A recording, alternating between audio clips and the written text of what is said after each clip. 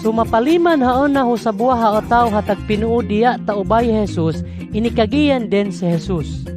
Malipayon gayod sa utaw ha makaamol doon taon ha kaamulan, doon ho tagarian ho Dios. Inikagi Jesus sa ini sa pananglitan hatagyan naon.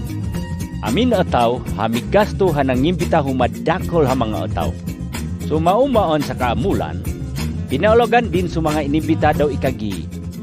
Duminikaon, tanapongahan on sa lamisa. Paamin dan mga balibaran, sa sabwa minikagi.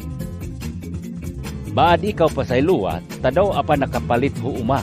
Aman kinahanglan ha ologan ko pahaona, tagahaon ko.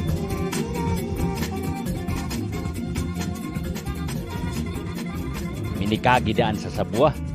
Pasayluwa at daw apa nakapalit ho 10 habaka. Naigsulay ko pa igdaro.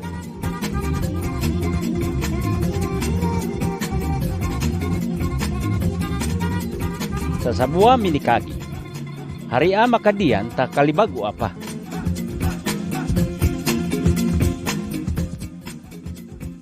Aman uminuli susinugo daw ikagi su agalon din. Dayon napaok so nangimbita, aman sinugo dinda paman susulugoon. Agpas ka daw imbitaha sa bisan sinuha o tao doon ng mga dalan. Sa mga makaluluoy, sa kimay, sa mga buta, daw sa pigkot. So makaliko susulugoon, inikagian din so agalon.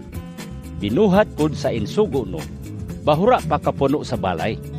Dayon inikagian tao na haagalon susulugoon din.